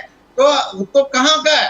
अगर आप अडानी को अपने जहां जहां आपकी गवर्नमेंट है वहां आप अडानी को ज्यादा मालामाल करना चाहते हैं, उसको ज्यादा रेट देना चाहते हैं, इसी के कांग्रेस के ऊपर मेरे तो मित्र, रिश्वत और ब्राइबरी का केस हुआ है। Right. अरे So let's hear Dwivedi ji. आपको पता है क्या? जी, जी, कि बिल्कुल। आपका आपको वो समझाइए। जो चार्जेस लगे हैं भारत के 5 राज्यों में जो चार्जेस लगे हैं, तो वही तो अमेरिका के कोर्ट ने उनके ऊपर वारंट निकाला। लेकिन गोपाल तिवारी जी और भाकरे जी, बचाने को भाकरे जी, बड़े-बड़े वकील हैं, तिवारी जी, भाई साहब, तिवारी आप जी, बड़े-बड़े तिवारी जी। वकील हैं। तिवारी जी, जहां तक अडानी का केस है, सुन लीजिए सर, मैं कांग्रेस की बात बोल रहा हूँ सर। पवन खेरा जी की स्टेटमेंट है, इट्स रिडिकुलस सर। सर पवन खेरा जी की स्टेटमेंट है, सुन लीजिए सर, पवन खेरा जी की स्टेटमेंट है जो सर 5 रुपए गोपाल तिवारी जी, आप बोल चुके हैं ना सर, ये सर आप ये बोल चुके हैं। आप ऑब्जेक्शन लीजिए, वो गोपाल तिवारी जी, आप पनिशमेंट देंगे उनको। गोपाल तिवारी जी, हम तो अब आप बात बोल सुनिए। रहे हैं ना। गोपाल तिवारी जी प्लीज लिसन। भाकरे जी आप भी जरा सुने। जयराम रमेश जी ने ये बात कही है, नंबर 1। नंबर 2, हमारे क्या नाम है उनका sir, very lovely very articulate man from Kerala, what's his name, Shashi Tharoor. Shashi Tharoor साहब ने और पवन खेरा साहब ने, उन्होंने ये कहा है कि भले ही हमारे लोग भी इन्वॉल्व हों उन अडानी के साथ, आप इन्वेस्टिगेशन कीजिए, उनको भी अरेस्ट कीजिए। कांग्रेस ने यहां तक कहा है, 100%। कांग्रेस ने कहा है हमारे लोग भी इन्वॉल्व हैं, उसको अरेस्ट कीजिए। राइट। So now चाहिए, दम चाहिए उसमें। So now let me go to Dwivedi साहब। द्विवेदी साहब, आप बड़ी देर से आप वेट कर रहे हैं कुछ ना कुछ कहने के लिए। अब आप बोलें सर। आपने सुना अडानी जी के बारे में, सुना जॉर्ज सोरोस के बारे में सुना, और उद्धव ठाकरे जी की बात कुछ ज्यादा नहीं आई यहाँ पे, लेकिन फिर भी मैं चाहूंगा कि उसके ऊपर भी आप थोड़ी रोशनी डालें। जी बोलिए द्विवेदी जी। सर राजीव जी, एक बात बताता हूं सिर्फ, एक में इनसे पहले, संजय जी से पहले, अगर इनमें दम है ना तो अडानी का टेंडर रीओपन कीजिए, सबका पूरी कंपटीशन लीजिए। अडानी को देने के लिए ये सब कर रहे हैं ना। Right. Let him come with sir वो होने वाला नहीं है कंपटीशन में। सर, वो होने वाला नहीं है। आप धारावी कौन सा टेंडर टेंडर, रीओपन कौन सी कीजिए, चीज की बात कर रीटेंडर रहे हैं? कीजिए। Sir that's a different It's a issue। open अरे tender, open tender। भाकरे साहब रहने दीजिए, भाकरे साहब देयर इज नो नीड। आप बताइए द्विवेदी जी, आप बोलने के लिए कुछ इच्छुक थे, बोलिए सर प्लीज। देखिए प्रदीप जी, दिक्कतें तब होती हैं जितने भी हमारे उद्योगपति हैं उनसे कोई भी सरकारें जो हैं, कोई भी लोग जो हैं, किसी भी सरकार में कोई भी उद्योग की बात की जा सकती है, ऐसा नहीं है जी कि बिल्कुल। अडानी जी बैन है, अंबानी बैन है, या और भी जितने उद्योगपति बैन हैं, तो बैन कोई नहीं होता है, हम सबसे बात कर सकते हैं। लेकिन दिक्कतें कहाँ आती हैं, जब जो एक व्यक्ति जो है एक केंद्र बिंदु बन जाते हैं देश की अर्थव्यवस्था के।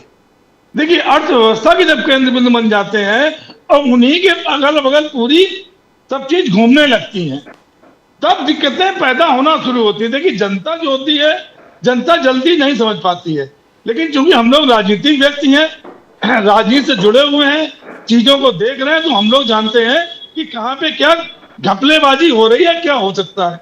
अब आइए एयरपोर्ट, आइए एयरपोर्ट, 2 से ज्यादा एयरपोर्ट हम नहीं दे सकते थे। पहली बात, 7-8 एयरपोर्ट दे दिए गए, जितने बंदरगाह थे वो दे दिए गए। देश में जितनी हमारे पीसीओ जो दूसरे प्रधानमंत्रियों द्वारा लगाई गई थी, जवाहरलाल नेहरू से लेके आखिरी तक लगाई गई, उनको आप बेच दे रहे हैं। हाँ, वो पीसीओ जगह घाटे में चल रही होती, उनसे फायदा ना हो रहा होता, उनको आप बेचते, समझ बात आती। लेकिन जो चीजें उस सही देश के लिए हैं, जो फायदा देश को दे रही, उनको आप बेच रहे हैं। ये आपने LIC जमीनें बेचना शुरू कर दिया, रेलवे को आपने बेचना शुरू कर दिया। रेलवे में कौन सा घाटा था कि रेलवे में अडानी की जरूरत पड़ गई, LIC में अडानी की जरूरत पड़ गई। ये मैंने थोड़ा उदाहरण दिया आपको। अब आइए दूसरी बात पे। LIC में कौन से अडानी है भाई साहब, आपके फैक्ट्स करेक्ट कीजिए। अब आप सब चुप जाइए, आप बाद में करिएगा, अपना समझिएगा क्या मैंने कहा, समझिएगा रात में बैठ के सोते समय अपना जो आराम से। इसके बाद आइए आप नैरेटिव वाली बात आप आइए। देखिए नैरेटिव 2014 से भारतीय जनता पार्टी ने क्या किया, सिर्फ नैरेटिव फैलाए हैं। 2 करोड़ नौकरी देंगे, 15 लाख देंगे, सबका पैसा आएगा, वहां से काला धन हम वापस ले आएंगे, जितने जितने गए उनको सब हम वापस। ये जितने भी नैरेटिव फैलाए ये भारतीय जनता पार्टी द्वारा फैलाए गए। मनमोहन सिंह मां का इस्तेमाल नहीं कर रहे हैं, और हमारे राहुल गांधी विदेश जाते तो ये बोलते हैं, लेकिन ये कोई नहीं बोलता है कि 2015 में चीन के जब सोहेल में प्रधानमंत्री जी गए तो उन्होंने कहा था यहाँ पे इस देश में पैदा होना गुनाह है, यहाँ पैदा होकर हमने गलती कर दी। ये कोई नहीं सुनता है।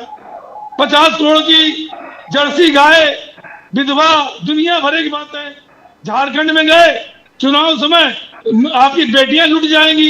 एक प्रधानमंत्री अगर ये बात कहे कि आपकी बेटियां लुट जाएंगी तो शायद मैं समझता हूँ इस देश में हम लोगों का कोई भी मतलब द्विवेदी जी करने वाला नहीं है। द्विवेदी जी, बांग्लादेशी हिंदू का मुद्दा उठा लिया उद्धव ठाकरे जी ने। उद्धव ठाकरे जी ने 10 सेकेंड। अभी एक हमारे भारतीय जनता पार्टी प्रवक्ता ने बोला कि बाला साहब बोलते थे कि साहब बाला साहब ने कहा कि कांग्रेस में हम नहीं जा सकते हैं। तो मैं थोड़ा सा 10 सेकंड में क्लियर कर दूं इनको, बाला साहब की, क्योंकि मैं तो काफी मिला हूं, बाला साहब की बातें मैं इनको क्लियर कर दूं। भारत रत्न नहीं दे पाए आज तक, ये बाला साहब को भारत रत्न नहीं दे पाए। कितना मानते हैं वो मेरे साहब आंसू हो जाते हैं कभी कभी कि हम शिवसैनिक बाला साहब को मानते ही नहीं। ये भारतीय जनता पार्टी के प्रवक्ता हो, प्रधानमंत्री, जिनके ऊपर इतना बड़ा एहसान किया, जिनका मुख्यमंत्री बचा ली, जो देश के प्रधानमंत्री बाला साहब की ठाकरे की देन है, उन्होंने पार्टी तोड़ दी। उद्धव जी ने एहसानवादी आदमी है, एहसान उतारते हैं। देखिए पूरी पार्टी तोड़ डाली। द्विवेदी जी, जिसके पिता ने इनके ऊपर एहसान किया उसकी पार्टी तोड़ डाली इन्होंने। वाह, क्या प्रधानमंत्री है भाई। द्विवेदी जी, बांग्लादेशी हिंदूज के बारे में उद्धव जी ने सही कहा कि मोदी सरकार कुछ नहीं कर रहा है बांग्लादेशी हिंदूज के लिए। आज महाराष्ट्र के बावनकुले जी अध्यक्ष बीजेपी के, उन्होंने कहा कि हिंदू समाज पूरे देश के एक साथ खड़ा हुआ है, एक तरफा है, बांग्लादेशी हिंदू समाज के साथ है। वहां रामगिरी महाराज जी कहा कि सनातनियों का जिस प्रकार एक होना जो इस इलेक्शन में देखा, जो इलेक्शन के रिजल्ट आप देख रहे हो महाराष्ट्र के, सनातनियों सब एक साथ आया, तो एक साथ आने की जरूरत है। तो कैसे एक स्टेटमेंट आप देख रहे हो द्विवेदी जी, क्या मोदी सरकार कुछ नहीं कर रहा? देखिए इलेक्शन तो बहुत विधियों जीता जा सकता है। मुझे याद है जब सबसे पहले ईवीएम आई थी तो उसमें वाईफाई वगैरह कुछ नहीं था, एक सिंपल सा एक बॉक्स था, आप वोट डालिए, वोट गिनती जाती थी, इसका चला जाता था। जब से 2014 के बाद से ईवीएम को वाईफाई युक्त बना दिया गया, तमाम उसमें ऐसे तमाम परिवर्तन कर दिए गए। ईवीएम कोई वाईफाई से कनेक्टेड नहीं है, वाईफाई नहीं है, सब है भैया। अब एक चीज मुझे बताइए प्रदीप जी कि 99% जब बैटरी बढ़ती है, आपका वायनाड में तो बीजेपी वाले थे, क्या किसी पोलिंग बूथ पे 99% बैटरी वाले ईवीएम मिली? या झारखंड में मिली? वहां बीजेपी के लोग थे, क्या मिली वहां पे? या कर्नाटक में चुनाव हुए, क्या 99% वाली कोई बैटरी मिली, कोई ईवीएम मिली जिसकी 99% बैटरी बढ़ गई? हम आपसे मैं फोन के द्वारा अपना वो कर रहा हूँ, आपसे मैं डिबेट कर रहा हूँ। अभी बैटरी हमारी कम होती चली जाएगी और इसको मैं रख दूं कहीं जाके, अभी 3 दिन बाद निकालूं और उसमें 99% मुझे बैटरी मिले, तो इसका क्या मतलब हुआ? और उन ईवीएम में सिर्फ भारतीय जनता पार्टी के जो निकल रहे हैं, सबसे ज्यादा उसी में निकल रहे हैं। हम 17 राउंड तक जीत रहे हैं और 18वें 19वें 20वें राउंड जब 90% वाली बैटरी निकल रही, हम हार जाते हैं। भाई ईश्वर जाने, हम तो नहीं जानते, क्या पता क्या है क्या नहीं है, लेकिन चलिए हमें कोई दिक्कत नहीं। लेकिन हाँ, मैं महाराष्ट्र जनता को धन्यवाद देता हूँ कि महाराष्ट्र की जनता ने हमारे जो 10 साल से एकमेव प्रधानमंत्री थे, बिल्कुल एक प्रधानमंत्री थे, कोई मतलब नहीं था, कुछ नहीं था, उनको परजीवी प्रधानमंत्री बना दिया, उनको परजीवी प्रधानमंत्री बना दिया। आज देखिए वो परजीवी प्रधानमंत्री है, अगर इनको परजीवी बनना था महाराष्ट्र में, 30 साल पहले अटल बिहारी वाजपेयी ने गठबंधन किया, आज भी हम अलग हो गए, शिवसेना अलग हो गई, लेकिन इनका प्यार, इनकी मोहब्बत इतनी ज्यादा थी शिवसेना के ऊपर, उद्धव ठाकरे के ऊपर, कि उन्होंने सब पार्टी तोड़ दी और चुनाव आयोग जो संवैधानिक संस्था है उसके मार्फत इन्होंने चुनाव चिन्ह और पार्टी का नाम तक दे दिया। आप जानते भी है कि अगर हम पार्टी का नाम देंगे, चुनाव चिन्ह देंगे, तो जनता फिर शिंदे जी के साथ आ जाएगी। बांग्लादेशी हिंदुओं के लिए क्या मोदी सरकार कुछ नहीं कर रहा है? उद्धव जी ने आलोचना किया, संजय राउत ने आलोचना किया है, बांग्लादेशी हिंदू के लिए कुछ नहीं कर रहा है मोदी सरकार। देखिए भारतीय जनता पार्टी की स्थिति क्या है बता दें आपको। मंदिर जब टूट रहा था, आप याद करिए 92 में मंदिर टूट रहा था, ढांचा गिर रहा था, तो इनके ही नेता जो हैं वहां से भाग खड़े हुए थे, अब वो हतप्रभ रह गए थे, अरे हमारा तो अब जो प्रोग्राम था कुछ भी गड़बड़ हो गया, गलत सलत बोलते हमारा प्रोग्राम जो है ये हम तोड़ने ही नहीं आए थे, हम तो सिर्फ यहाँ पे सभा करने आए थे, और सब वहां से भाग लिए थे। न प्रधानमंत्री जी उसमें अटल बिहारी मतलब नरसिम्हा राव जी थे, तो प्रधानमंत्री माननीय अटल बिहारी वाजपेयी वहां हट गए, सर मैं तो सभी लोग वहां हट गए। सर मैं तो अटल जी ने अफसोस जताया था बाबरी मस्जिद गिरने के बाद, अफसोस जताया था बीजेपी के नेता ने। और कांग्रेस में 4 घंटे जो है पूजा पाठ करते रहे। अगर वो ढांचा गिरा तो मैं नरसिम्हा राव जी को मानता हूँ कि उनके कारण वो ढांचा गिरा और इनकी राजी फेल हो गई। देखिए ये तो चाहे बांग्लादेश हो चाहे पाकिस्तान हो, ये इतना बढ़ चढ़ के बोलते हैं बहुत, और मीडिया इनके साथ में है। इलेक्ट्रॉनिक बॉन्ड का पैसा, आज 2 बार सर्जिकल स्ट्राइक करने के बाद पाकिस्तान सीधी रास्ते चल रहा है। अभी आप देखिए पाकिस्तान का क्या हाल हो गया है, पाकिस्तान का हाल देखिए, आपके पाकिस्तान का कांग्रेस के जो मित्र है वो पाकिस्तान में बैठ के रो रहे हैं। एक वित्त मंत्री के खिलाफ अगर हालत हो गई है, देखिए एक वित्त मंत्री के खिलाफ एफआईआर करे तो समझिए पूरे देश की नाक, आप चाहे सुप्रीम कोर्ट जाए चाहे हाई कोर्ट जाए, लेकिन एक बंगलुरु कोर्ट ने वित्त मंत्री खिलाफ जो एफआईआर का आदेश दिया, उसने पूरे देश की 70 सालों के इतिहास बदल दिया कि आप जबरन वसूली कर रहे हैं, पैसा लेने के देश बेच रहे हैं। आप देश बेच रहे हैं एक आदमी को, जो देश बेच रहे हैं। आप क्या सेबी अध्यक्ष अडानी की जांच क्यों नहीं करा सकते? नो कनेक्शन एट ऑल, उनके बारे में क्यों नहीं करा सकते हैं आप? अडानी की जांच और सेबी अध्यक्ष की जांच क्यों नहीं करा सकते? हम कहते हैं आप क्यों नहीं करा, क्यों आपको डर लग रहा है?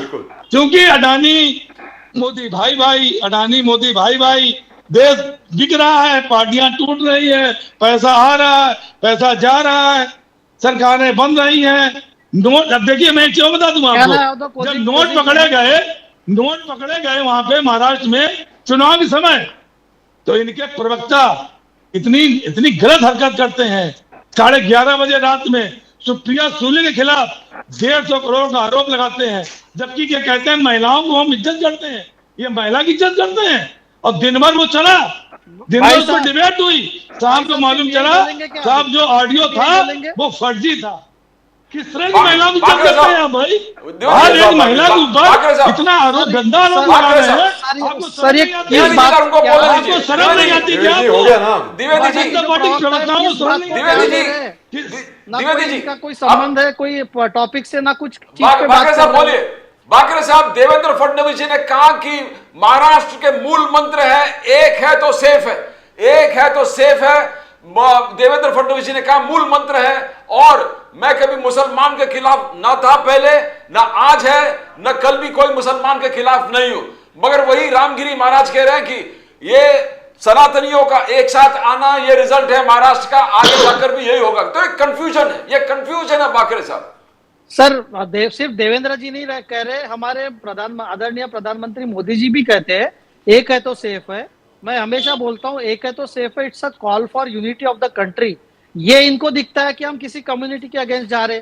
इनके लोग जब मुस्लिम धर्मगुरुओं के साथ जाके वोट जिहाद का प्लानिंग करते हैं 25 से 40 सीटों में, तब लोगों के सामने धर्म युद्ध आता है। तो जब ये वोट जिहाद करेंगे तो हिंदू समाज तो एकजुट होगा ना। इसमें एक है तो सेफ है में तकलीफ क्या है? हम तो, हमारा हर प्रोग्राम नरेंद्र मोदी जी का कोई धर्म के आधार पर तो नहीं हुआ। किसी को घर जो मिला है वो धर्म के आधार पर नहीं मिला, ना शौचालय धर्म के आधार पर मिले हैं, ना कोई योजना धर्म के आधार पर मिली है। तो इनका तो हर चीज धर्म के आधार पर हुआ है। आप देखिए वक्फ बोर्ड का जो इनका अभी तिलमिलाट है, 2013 में इन्होंने जो कानून का संशोधन किया, सेक्शन 40 जो लाया, वक्फ बोर्ड अभी 2-2 साल पुराने किसानों लातूर में जैसा हुआ। तो हम लोग इसका सुधार करना चाहते हैं, ये नहीं चाहते वक्फ कानून में सुधार हो, ये चाहते हैं कि ये जो जमीन है एक कम्युनिटी को दे दी जाए। और ये लगातार चलता आ रहा है। ना इनका संविधान में विश्वास है, ना पार्लियामेंट में विश्वास है, ना जनता में विश्वास है, ना सुप्रीम कोर्ट में विश्वास है। तो ये जनता का विश्वास खो चुके हैं। और मैं एक आपको बात बोलना चाहूंगा, एक है तो सेफ है, ये नारा जो है वो हमारे देश को एकजुट करता है, इससे इनको तकलीफ है। ये चाहते हैं कि समाज जातियों में बटे, समाज धर्मों में बटे। तो इनका जो राहुल गांधी की बार बार जो जात में बांटना चाह रहे हिंदू समाज को, ये विफल हो गए, इसलिए इस नारे से इनको काफी तकलीफ हो रही है। लेकिन मैं महाराष्ट्र की जनता को सलाम करना चाहता हूँ, उनका आशीर्वाद लेना चाहता हूँ कि उन्होंने नारे का सही अर्थ समझा और भाजपा और महायुति को एक बहुत बड़ी शानदार जीत दी। और आने वाले दिनों में आप देखिए देवेंद्र जी के नेतृत्व में एक $1 ट्रिलियन की इकोनॉमी महाराष्ट्र होकर रहेगा। I hope so Bhagre ji, but I would like you to comment a little bit, not much, very small. अगर करना चाहें तो, अगर आपको लगता है कि ये it is fit to comment on, आज जो परभनी की घटना हुई है, इट इज वेरी डिस्टर्बिंग, कुछ बोलना चाहेंगे सर उसके बारे में? Yes, it's very disturbing and the person has been immediately arrested. Our party and entire Mahayuti has condemned the incident. We respect the constitution and those who are behind it will be strictly punished. And मैं इसमें कोई राजनीति नहीं करना चाहता। मैं सभी पार्टियों से निवेदन करूंगा कि इस पे राजनीति ना करे। कोई जो व्यक्ति पकड़ा गया है उसकी कोई अभी जांच चल रही है, वो किसी संगठन या पार्टी से ऐसा हम बोलना नहीं चाहते। हम संविधान का सम्मान करते हैं। I don't want to create any politics or do any politics on that. Our honorable CM has also condemned the incident in the strongest possible words. Yes. The miscreant has been arrested, Right. and a detailed inquiry will be done. Wonderful. So and चलते चलते sir, Bangladeshi Hindus के बारे में हर कोई इंतजार कर रहा है कि मोदी सरकार कोई ना कोई ठोस कदम उठाएगी ताकि बांग्लादेशी सरकार जो है, जिन्होंने खुद एडमिट किया है, उनकी खुद की एडमिशन है कि 88 इंसिडेंट्स हुए हैं जहां पे बांग्लादेशी हिंदूज के ऊपर अटैक हुआ है। सर उसके बारे में कुछ भागरे साहब बोलना चाहेंगे? देखिए, कल ही हम लोगों ने एक हिंदू समाज का एक विराट मोर्चा पूरे महाराष्ट्र में निकाला था। मैं भी उसमें खुद गया हुआ था। और देखिए, नरेंद्र मोदी सरकार पूरे सख्त से सख्त कदम उठा रही है, हमारी डिप्लोमेसी बैक चैनल्स पे वर्क कर रही है। बांग्लादेश की जो अभी जो सरकार है, उनको एकदम स्ट्रिक्ट टर्म्स में बताया गया है कि आप हिंदुओं की रक्षा कीजिए, माइनॉरिटीज की रक्षा कीजिए। और आप देखिए आने वाले दिनों में कुछ बड़े कदम और उठाए जाएंगे, वो आपके सामने जल्दी आएंगे। Gopal Tiwari ji, you know, you are very quiet where Belgaum is concerned because Dwivedi ji साथ में बैठे हैं, वो आपका अलायंस पार्टनर है महाराष्ट्र में, एमवीए में। वो दिमिदा में पड़ गए। उद्धव जी और आदित्य ठाकरे जी रोज बोल रहे कि declare it a union territory, but what is your stand? Your stand is also not clear Gopal ji. बहुत सारे इश्यू, सावरकर है, बेलगाम है, यहाँ पर आप चुप्पी आप साधी हो, तो आपके जो अलायंस पार्टनर्स हैं उनको बहुत तकलीफ हो रहा है। गोपाल जी देखो, अलायंस पार्टनर में अपनी अपनी पार्टी के अपने अपने उसूल है, उन पे वो चल रही है। और एक महाराष्ट्र में पॉलिटिकल सिचुएशन में हम एक साथ आ रहे हैं। अलायंस पार्टनर महाविकास आघाड़ी को हो या इंडिया आघाड़ी को, हमारी प्रायोरिटी अभी संविधान बचाना, डेमोक्रेसी बचाना, इंस्टीट्यूशन का जो फ्रीडम है वो बचाना, ये एक प्रायोरिटी के ऊपर हम सब लोग आए। अभी रही सावरकर की बात, तो मनमोहन सिंह जी ने बंबई में आके 2019 में प्रेस कॉन्फ्रेंस लेके गया था कि सावरकर जी के राष्ट्रभक्ति के ऊपर हमारा नहीं, लेकिन उनकी जो पॉलिटिकल रोल था बिटवीन 1942 से 1947 तक, उसके ऊपर हमारा कुछ है। अगर हम ऐसा नहीं करते तो इंदिरा जी के समय उनके ऊपर पोस्ट का स्टैम्प भी निकला। इंदिरा जी ने खुद दादर बंबई के उनके स्मारक को अपने निजी फंड से फंड दिया। ये अपना अपना विचार है। और उनकी जो है उसके देखो इसका मतलब ये नहीं है हमारी पार्टी एक दूसरे में मर्ज नहीं हुए है। शिवसेना की एक अपनी आइडेंटिटी है, एक उनका अपना रूल है, एक अपना उसूल है।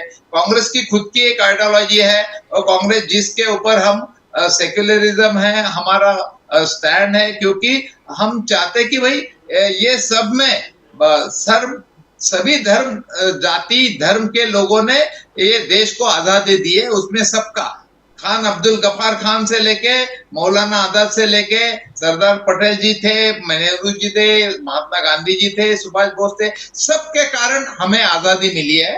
तो हमारा जो संविधान के बारे में अकाउंटेबिलिटी है वो फुल फर्म है हमारे। तो अभी पॉलिटिकल सिचुएशन में अलायंस है बिल्कुल, क्योंकि हमारी छोड़ के जा रहे हैं गोपाल जी, आपके साथ एमपी छोड़ के जा रहे हैं, save the constitution first, stand ले ये लो। हमारी प्रायोरिटी है। Just a quick comment sir. हाँ बोलिए बोलिए बोलिए बाबू। अगर राहुल गांधी जी ये टेलीकास्ट देख रहे हैं तो मैं मेरे कांग्रेस के मित्र को आगाह करना चाहूंगा कि उन्होंने सावरकर जी की प्रशंसा की है और राहुल गांधी जी पूरे सभा में प्रशंसा बोले तो देखिए देखिए देखिए देखिए सुनिए, मुझे मुझे कंप्लीट करने दीजिए ना। देखिए देखिए देखिए आप ये राहुल गांधी जी को समझाइए ना। हम तो सावरकर के भक्त थे, हम वीर सावरकर को देशभक्त मानते हैं और हमारे सबसे बड़े हीरो में से एक है वो। तो आप ये टेलीकास्ट अगर राहुल जी देख रही है तो कल जाके आपको तकलीफ हो सकती है। मेरे कांग्रेस के प्रवक्ता को ये टेलीकास्ट देखने के बाद तकलीफ हो सकती है। राहुल गांधी जी इन पे एक्शन न ले लेंगे, ये केयरफुल रहे, ये केयरफुल रहे, तो इन पे एक्शन हो जाएगा राहुल गांधी जी का। सावरकर के बारे में उनके विचार सुन के मैं वेलकम करता हूं। अरे हमने ये नहीं कहा, हमने कहा कि पॉलिटिकल डिफरेंसेस थे, उनकी जो पॉलिटिकल रोल है उनके साथ हम नहीं है, वो तो मैं बार बार वो कह रहा हूँ, राहुल जी ने भी कहा था। तो अभी बाकी हम शिवसेना और कांग्रेस मर्ज नहीं हुए, उनकी एक अपनी आइडियोलॉजी है, प्रॉपर एक पर्टिकुलर सिचुएशन में, पॉलिटिकल सिचुएशन में महाराष्ट्र की रक्षा करने के लिए हम एक आए हैं। तो उसमें क्या महाराष्ट्र के हित की बात के लिए हम एक आए हैं। आपने जो चुरा छुपा के उसमें पॉलिटिकल रॉबरी करके एकनाथ शिंदे को अलग करके जो सत्ता हथियाई है, वही सत्ता के कारण एकनाथ शिंदे के कारण एकनाथ शिंदे आपका सत्ता का मसीहा बन गया सर। ये सब आप जनता के सामने लेके गए भाई साहब, जनता ने आपको रिजेक्ट कर चुके हैं। अरे भाग्य साहब एकनाथ शिंदे को आप साथ में लेते तो आपको ये सत्ता मिलती नहीं महाराष्ट्र में। गोपाल तिवारी जी एक second sir sir sir sir please. And Bhakre sahab, Dwivedi ji one final word to you. मैं आ रहा हूं आपके पास, उसके पहले ये इंदिरा जी की चिट्ठी में पढ़ना चाहूंगा सबके लिए। ये डेटेड है May 20th 1980, Indira Gandhi prime minister of India. Bhakare साहब सुनने वाली बात है, पढ़िए सर। मैंने I have received your letter of 8th May 1980. Veer Savarkar's daring defiance of the British government has its own importance in the annals of our freedom movement. I wish success to the plans to celebrate the birth centenary of the remarkable son of India. ये इंदिरा जी ने वीर सावरकर के बारे में बोला है। Sir अब आप बोले संजय द्विवेदी जी। द्विवेदी जी बोलिए। सर मैं बोलूं? नहीं द्विवेदी जी द्विवेदी जी बोलिए। ये प्रदीप जी, मैं बहुत अच्छी बात बताता हूं आपको। ये सावरकर की रोज बात करते हैं भारतीय जनता पार्टी कि उद्धव ठाकरे क्या कर रहे हैं, कांग्रेस क्या कर रही, राहुल गांधी क्या करती। इनको तो शर्मा ही इनको नहीं है असल में भाई साहब। अरे भारत दे दीजिए, क्या दिक्कत है आपको भारत देने में? क्यों मुद्दा बढ़ा रहे, मुद्दा बना रहे हो आप? अरे हम राम मंदिर का मुद्दा बना दिया, हर का मुद्दा ही क्यों बनाते हो भाई? हर तरह की वोट बैंक की राजनीति क्यों करते हो भाई? अरे हर चीज का मुद्दा ना बनाओ। वीर सावरकर को आप दे दीजिए, अगर आप नहीं दे पाएंगे तो जब शिवसेना सरकार आएगी तो हम दे देंगे। आप भारत रत्न की बात करते हो, बाला साहब ठाकरे की, क्यों नहीं भारत रत्न दे दिया अभी तक आपने? सब गोलमोल बातें आप कहते हो। कांग्रेस बाला साहब ठाकरे ने क्या था, कांग्रेस नहीं बनने देंगे। प्रदीप जी बोलिए, ऑडियो वीडियो का मतलब समझ लीजिए। फिर उन्होंने कहा था, सोनिया गांधी जब पीएम बनने जा रही थी, उन्होंने कहा था कि हम शिवसेना को कांग्रेस नहीं बनने दूंगा। उन्होंने कांग्रेस में जाने की, गठबंधन की बात नहीं की, गठबंधन नहीं करेंगे। तो कांग्रेस को शिवसेना कांग्रेस क्या बनने दिया? हमारी आइडियोलॉजी अलग है, उनकी आइडियोलॉजी अलग है। जिस तरह पीडीपी से गठबंधन करके भाजपा आतंकवादी गठबंधन नहीं बन गई, या मानी मायावती से गठबंधन किया, जेजेपी से गठबंधन किया, तमाम मैं उदाहरण दे सकता हूँ। तो हमने अगर गठबंधन किया है तो महाराष्ट्र के विकास के लिए किया। ठीक, हम चुनाव हार गए, लेकिन इसी महाराष्ट्र ने हमको लोकसभा चुनाव में जो दिया 31 सीटें थी, जिसके कारण माननीय प्रधानमंत्री परजीवी प्रधानमंत्री बन गए। अरे उनको तो अब उस पर खड़े हुए हैं, मतलब बैसाखी पे खड़े हुए हैं। अगर ये बैसाखी खसक गई तो वो भी खसक जाएंगे। तो thank you so much gentleman, thank you very much. हम क्या कर रहे हैं, क्या नहीं कर रहे हैं, हम तो शिवसैनिक हैं, लड़ेंगे, धन्यवाद आपका, करेंगे, सब युद्ध करेंगे और जनता के बीच जाएंगे। आप लालजी बहन पैसा नहीं दोगे, हम गदर काट देंगे। जो आप नहीं दोगे, द्विवेदी हम साहब 20% हम राजनीति करते हैं, 80% समाज सेवा करते हैं। तो शिंदे को आप लेंगे, उनको आपने गुलाम बना लिया, अब उनको भैया विभाग दो ना दो, रखो ना रखो, घसीटो पटको, हमें बारके साहब, gentlemen, thank you very much. Thank you so Sameer much. Bakre Saab from the BJP, our friend Gopal Tiwari ji from the Congress, and Sanjay Dwivedi ji from the Uddhav Thackeray Sena. Dwivedi ji. We've had a lovely Sanjay Dwivedi ji from the Uddhav Thackeray Sena. We've had a lovely discussion. Thank you. But I hope we get Bharat Ratna मिल जाए वीर सावरकर जी को, जल्द से जल्द मिलना चाहिए। और by the way इसके ऊपर एक और डिस्कशन करेंगे कि सरदार भगत सिंह को भी मिलना चाहिए। मुझे लगता है वक्त आ गया है कि शहीद आजम भगत सिंह को अब भारत रत्न दे देना चाहिए, ऐसा मैं मानता हूं। आई hope it happens very very quickly. Thank you gentleman, thank you very much. जय हिंद, जय Maharashtra. Thank you. Well, that was a lively discussion. बिल्कुल। And Mr. Sameer Bakre more than held his own. Yes. अकेले थे BJP के, लेकिन फिर भी डटे रहे। लेकिन Pradeep ji, the fact remains that as far as I don't know why they are still talking about Veer Savarkar. I wish the Congress would drop it. जहाँ तक विनायक दामोदर सावरकर का सवाल है, I don't remember Indira ji ever speaking about Savarkar. Savarkar ji के बारे में जो भी बोलती थी तारीफ करती थी। इंदिरा जी को ये मालूम था कि वीर सावरकर की, क्रांतिवीर सावरकर की महाराष्ट्र में जगह क्या है। तो इंदिरा जी ने कभी उनके बारे में कोई अपशब्द नहीं बोले। प्रदीप जी, ये लोग क्या कर रहे हैं मुझे समझ में ना। Who are these people who are advising Rahul Gandhi to do this? And they doing it a planned manner. Maharashtra में नहीं करते, they do it from Karnataka. Karnataka. Even last time there was a minister who talked about Savarkar. I mean, this is and stupid. This is very very silly. I mean, this is being very very silly.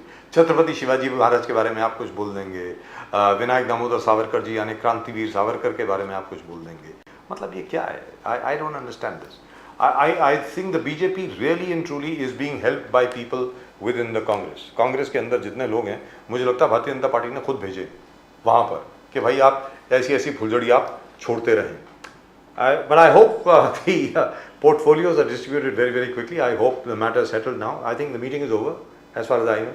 प्रधानमंत्री जी के साथ जो आज meeting थी, अजित दादा पवार, एकनाथ शिंदे साहब और देवेंद्र फडणवीस जी की जो मीटिंग थी, अब शायद ख़त्म हो गई है और मैं उम्मीद करता हूँ कि आज जो है अनाउंसमेंट हो जाएगी। There is one other issue I wish we had discussed a bit more about it. I don't want to really take it forward. वो क्या है कि अभी कोई वीडियो चल रही है प्रदीप जी के राहुल गांधी जी को झंडा दे रहे हैं, तिरंगा दे रहे हैं, राजनाथ सिंह जी को राजनाथ सिंह जी उनसे ले नहीं रहे, something like that is happening. Anyway, we will discuss that tomorrow. But thank you very much for staying with us. And by the way, we got lots and lots of response as far as Anand Mahadevan is concerned. We'll talk about that tomorrow. In the meantime, please do subscribe to this channel. Channel को subscribe जरूर करें सब, और अपने comment भेजें please. Comment ज़रूर भेजें अपने। We love reading your comments, however colorful they are. And that's it from both Pradeep ji and myself. आप सब लोगों को नमस्कार। जय हिंद, जय महाराष्ट्र, जय भवानी, जय शिवाजी, वंदे मातरम। वंदे मातरम।